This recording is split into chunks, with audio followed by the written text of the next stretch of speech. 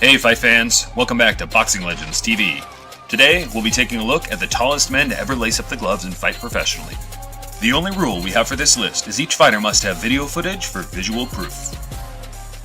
Body of a Greek god, they say. A fist like medium-sized cannonballs. So he's humongous. Stands at 7 foot tall, 280 pounds.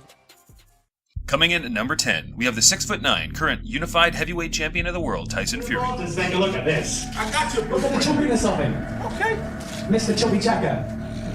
Okay. Bigger they are, the harder they fall. Listen, that's only what Bigger they small are, the people harder say. they fall. Listen, I can guarantee you, bigger they are, the harder they punch, the better men they are. And on this night, I'm the best heavyweight in the world, and I'll prove that against anybody. This fool's an idiot, yeah? He's gonna get smashed to bits. And Vladimir Klitschko, I want you. Over Fury's 8-year career, he has used his height to his advantage, quickly moving through the ranks, winning titles domestically and at the European level. And in November 2015, he beat the most dominant heavyweight champion of the last 20 years, Vladimir Klitschko. I'm a fighting man. That's what I do. That's what I'm born and bred and destined to do. What you see is what you get. Whatever you think of him, people are now talking about boxing again. There's never been a heavyweight champion like me. There's never been a boxer like me, ever. Fury currently remains undefeated with a record of 25-0 with 18 knockouts.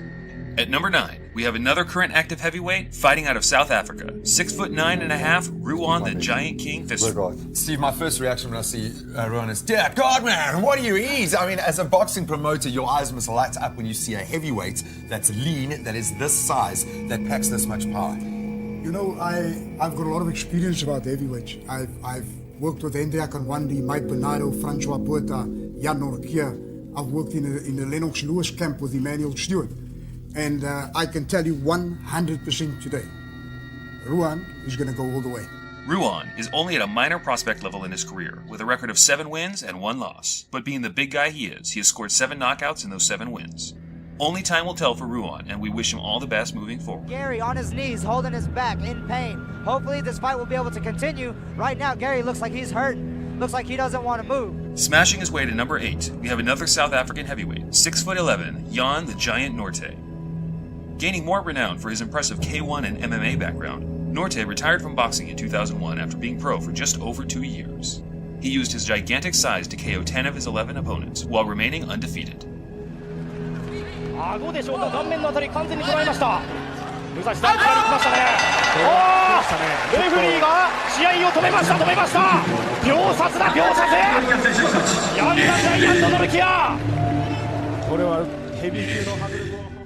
Coming in at number 7, we have the currently active heavyweight from China, Taishan Dong, whose recorded height is 7 feet. He's the strongest boxer that I've ever worked with. With the heavyweights today, to compare it to anybody, I don't think it'd be fair to him.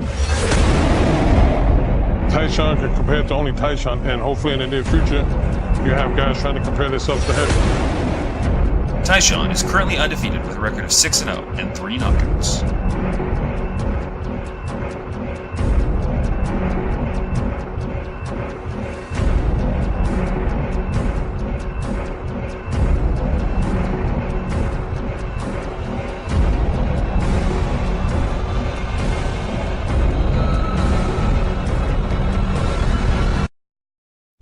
He will be heavyweight champion.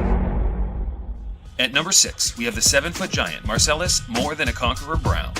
Marcellus last fought in 2015, so we are undecided as to whether he is retired or not. But being the active journeyman he is, it's most likely he's hung him up at the age of 48. Brown has been fighting professionally since 1989, and in the 90s, faced off with quality opponents like Trevor Berbick, Tommy Morrison, Layman Brewster, and Derek Jefferson.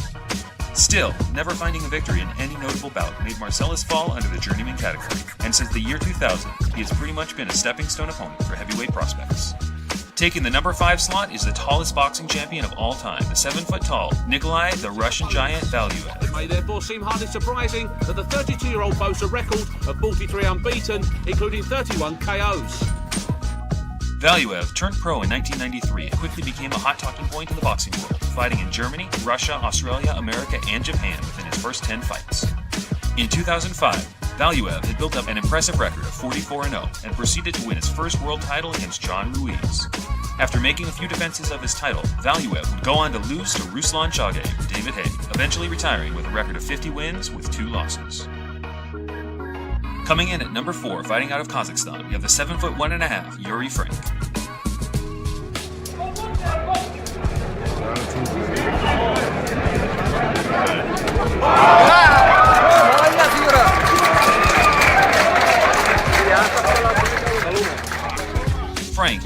any boxer of note throughout his career from 2009 to 2014 and retired with a record of 11 wins and 4 losses. At number 3, we have yet another South African heavyweight. What are they feeding these guys? The 7'2", Ewart Potgieter. Ewart Potgieter made light of a couple of boxers at the Royal Albert Hall. Potgieter had a decent start, winning his first 9 professional fights against poor to mediocre opponents. His first loss was a 10-round decision to Jeff Dyer in Holyoke, Massachusetts. Ewart then headed to the United States West Coast for a series of bouts where he picked up his winning ways again, knocking out Dave Roy and Bruce Olson. Unfortunately, due to a blood clot in the brain, Olson died of injuries suffered in his knockout loss. Ewart was perhaps affected by this event as he lost a 10-round decision in the month following Olson's death and never boxed as a pro again. Coming in at number 2, we have the 7'2", currently active and capable journeyman, the towering inferno, Julius Long. I've been in Klitschko's training camp, and I've dropped both of the Klitschko brothers myself. Long, like Marcellus Brown at number 6, is another journeyman boxer who fought notable names like Derek Jefferson, Samuel Peter, Orlando Solis, and Alexander Ustinov. He later moved to Australia to challenge their heavyweight prospects like Izu Ogana and Lucas Brown. Julius currently has a record of 17 wins with 20 losses, and most likely, by the time you've watched this video, he would have been knocked out in his next scheduled bout against Bowie Tubo on August 13th, 2016. He ducks his head in, I think he ducks into it. There it is. He was sort of moving away, and as he was moving into it, it was a left hand. Before we take a look at number 1, here are some honorable mentions that couldn't quite make the list due to lack of height or video footage as proof.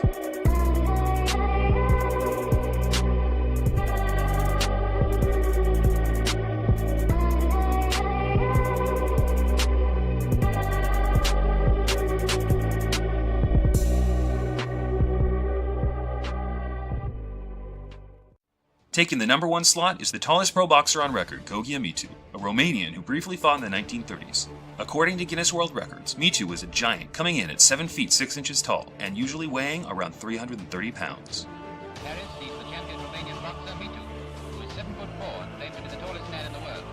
He is said to weigh just on 23 stone, but it hasn't been decided yet whether he'll box with a heavyweight or a deadweight.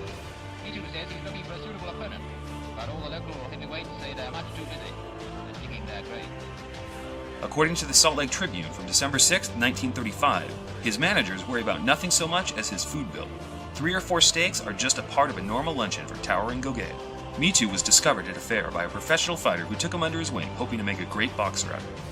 Mitu underwent rigorous training and toured the country fighting different champions. Mitu won all these fights. He also had a few demonstration matches in France and Italy. Unfortunately, he did not have the chance to fight any international competition since he died prematurely in 1936 at the age of only 22 years.